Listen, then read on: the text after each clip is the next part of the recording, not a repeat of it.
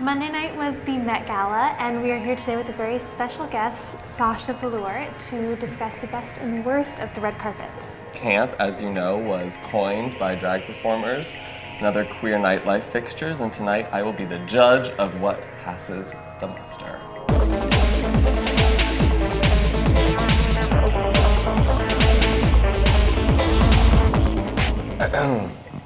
Lesson in Camp. So obviously the gala refers to Susan Sontag's publication, Notes on Camp, and the word itself was sort of code for the type of behavior that gay people exhibited that marks us as being different or extravagant or not being able to fit in with mainstream tastes.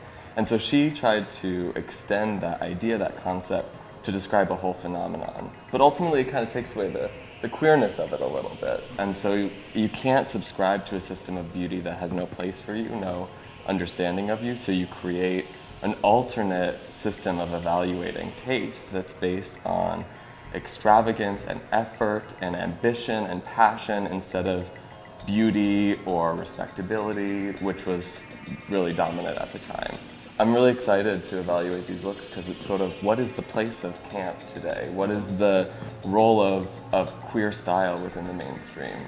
First up, we have Cardi B in this Tom Brown quilt train meets medieval helmet armor, which I think is amazing. We love it. It's grandiose. Yeah. There's that comment about thousands of feathers being constituting camp, and she definitely has them. They're just in a down comforter. It was feathers all over the place, which is kind of I actually love the carpet over the course of the night just got grungier and grungier, and that to me, like, by the end, it was pure camp. Yeah. I mean, I always feel that when there's like feathers left behind, it's like a slaughtered Muppet. It's a little bit... A slaughtered Muppet? Slaughtered Muppet. Yeah. We love that aesthetic. That got dark. I do. They kill a Muppet. Yeah, but then I'm sure she can take a little nap inside the mat if it gets boring. Wrap herself in and she's, What grade? I'm gonna go B+. Yeah, B+ too. I'm gonna do B-. For me, it's still a little serious. It definitely is. Yeah. Lacking maybe like a passionate sense of joy, but it is grandiose, and that is a huge part of this as well. It lacks a little bit of joy. I like the idea of looking for a passionate sense of joy in everything you wear. Well, yes. That's great. Because yes, exactly. We are not having that now. Okay. Next, we have Billy Porter. Oh yes, I love that he references the legends of the Harlem Ball scene and the way that those figures would show up to big events in epic productions of an outfit. Isis wings are so done, but this to me still speaks to the inherent campiness of the Met itself. The Egyptian room that they're spending all this time in, and like identifying with the campy context of the space as well as the theme, perfection. I also want to be carried everywhere. Oh yeah, of course. Don't you want to be carried? I want to be carried with like hot guys in gold pants, matching boots. Take me to work. Yeah, exactly. Right? And what is not to like about a sequin catsuit? I want to have a sequin catsuit too. Everyone should have one. Screw the little black dress. Do you have one? I have several. I literally have 10. Okay, grade-wise, I think A-. I'll give him an A-. I'm giving it A+. This to me is exactly what I was looking for. Production, fantasy, passion, naivete. It's everything. Okay, Janelle Monáe.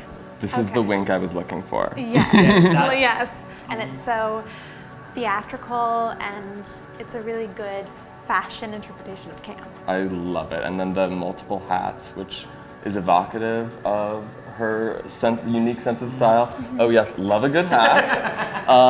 But the ridiculousness of them piled up together, the impracticality of it. I'm gonna say A. Yeah, she wins for me. She's an A. Yeah, this is an A for me as well. Yes. Easy. Gaga. I mean, this was perfect. I loved it. It was so her. It was so unique and original and fun and good fashion. Seeing how it embodied so many different levels and eras of her distinct sense of style, I feel like that really is, she really is a camp figure already, and so to celebrate her own legacy and aesthetic kind of eccentricities felt so perfect. Yeah, I think she sets a super high bar. Super high bar. I hope people won't try to imitate this too much because Yeah. it actually is very hard to do like reveal after reveal and not have it just be meaningless. There were so many little winks and nods. I loved when she took off the big initial pink bow and revealed tiny bows in her hair underneath. I loved that the finishing costume was almost like a Halloween costume of her own earlier self. It's like, I feel like this can't be replicated. Especially, I love the telephone moment with the brick phone. That was very telephone Lady Gaga. It was really, really nice. But if you have to choose one outfit, which one is your favorite? I mean, I love the first one aesthetically, but in terms of fulfilling the theme, I really think the final lingerie moment, which felt like a sort of baby Gaga, and as she like crawls on the carpet into the entrance of the Met, like returning to the womb, it was tacky and extravagant. I felt it was very camp. I think she's an A+. I don't know. I love this. I would give her an A+, and I do really love her commitment. You know, she was a host and she really went for it. Yeah, this is really the reflection of her own ideas and sense of style, not just the work of a stylist. And it really is absolutely beautiful. It's an A from me as well. Okay. Ezra Miller is, two looks, if you will. This was so fun and smart, and I think he is such a fun person to watch on the red carpet right now. I think it's fabulous. What about you guys? I mean, I loved it. It was terrifying and uncanny. I liked that it had some elements of gender play too. The eyes, painted by Mimi Choi, who is an Instagram sensation, it's so well done and speaks to camp things that are happening right now in this moment. Not just a historical reference, but also looking around and seeing where camp fits into today's fashion picture. The whole premise is that it should be frightening to mainstream sensibilities, and this is the one that really like took a step in that direction, I think. I think he's an A-. Yes, I would give him an A to me. Yeah, this is an A- from me as well. Okay, Kim Kardashian. Kim Kardashian. Thierry Mugler. I love it. I think it is just like the Gaga piece, referential to her own campiness. It's referencing kind of looks she's done before, but then leaning into the artificial quality of it, the water droplets hanging off her that are actually crystals, water droplets in her hair that are crystals, like her tits almost contoured like a drag queen. I thought it was kind of fab. It's definitely grotesque. I was coming into today not liking this at all, but hearing your take is interesting. I don't know, and it does translate much better in photos. It is a bit of a creature of the Black Lagoon, a little bit to me. But again, this is continue with this like horror or like weird, uncomfortable feeling that Cam is supposed to do, right? So yeah, now she went from a C to a B to me. Yeah, I'm gonna go B-. Okay. Yeah, this is a B+ for me. Okay. No one expected anything other than something like this from Katy Perry. I mean, she loves a theme. She loves I think the camp Met. has always been the theme of Katy Perry's Katy Met Perry, Gala. Yes. I mean, last year at the Wings, like, God, it's yes. like she's kind of perfect for this. I don't know how to grade this. Like, she's just wearing a chandelier. Like, is it good? Is it a bad chandelier? Is it art? I don't know. I'm a little confused as well. I just was so distracted by, I really wanted them to be dripping wax candlesticks that had to be snuffed out before she could enter the museum or would be extinguished in a poof of smoke in the rain. But I suppose the kind of kitschy plasticness of it is appropriate in its own way and is very true to Katy Perry's own brand of camp. We have a weakness for Disney on Ice. It's very that. It's very Disney on Ice, Beauty and It the gets Beast. us every time. She gets bonus points for commitment, that's for Absolutely. sure. Totally committed, I think I should give her, what, a B+? What do you think? Yeah, it's like solidly what I was expecting to see on this carpet. Yeah. It's a B+. Yeah. But what do you do next? That's the problem. This, I think, is so brilliant. I mean, just the pairing is so smart on Valentino's part, and it's so, it's so glamorous. It's super camp. It's Super camp. It's Dynasty. I mean, it's how. What else could you? Yeah. What else can you do? Yeah, she really embodies the meaning of this theme down to her very essence, and this dress just is flattering and also silly. It's really more than I could have hoped to see. I did not expect to see her beautiful self. No, me neither. I was so amazed when I saw her, and I thought, oh, how intelligent of Pier Paolo to get that, and from pop culture, and like Dynasty was such a fashion moment that has had such a lasting effects on so many designers. Are we gonna give her what, an A? I think so. Absolutely. I love it. It's an A for me. It's an A for me too.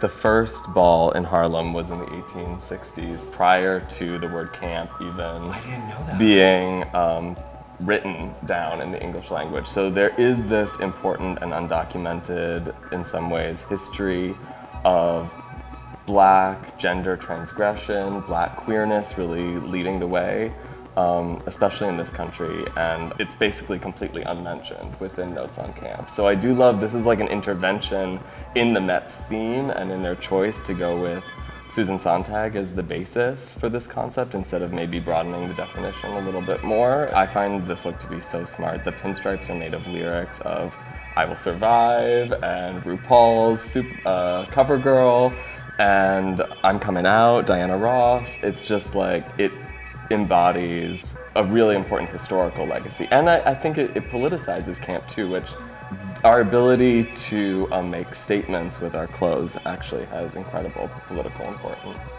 And I just love this so much. Thank you for that inside information. That is why people come to Women's with Daily for. Behind the scenes information. Thank you for that, by the way. Leigh, what do you think? I love it. I think, and I love the matching of the two of them, the coordination. I think it's really, They're standing there with such a powerful stance, right? And they're really here to make the change. They have some notes. They have some Notes on camp. Notes on camp. This is Aquaria, who's the first drag queen to ever march down the carpet of the Met Gala, making history in a Maison Margiela, John Galliano. So sort of scorpion, sort of swan. Yeah, I'm so like happy to see a drag queen on this carpet, to see queer people represented in this theme about queerness. I'm just so thankful for Aquaria being there. This is the second drag queen, I guess, to walk down the Met Gala carpet, Violet Chachki and Jeremy Scott. I'm so thankful that they are there representing for queer people. And this look is obviously incredible. Will go down in history. Okay, Alex, what was your favorite look of all of them? I have to say Lady Gaga. Lady Gaga was by far my favorite look. Everything she did, from the performance to the multiple outfits, to chronicling her own career and legacy so far, was very insightful and really fun to watch. She gave a whole performance for me. It's tied between Lady Gaga and Janelle Monáe. Yes. Yeah, I agree. Those two to me were just above and beyond, so original, so unique, and such a really smart, thought out interpretation of the theme. Yeah. It was great. It was great. Thank you for watching this week's report card. Please subscribe to WWD for more.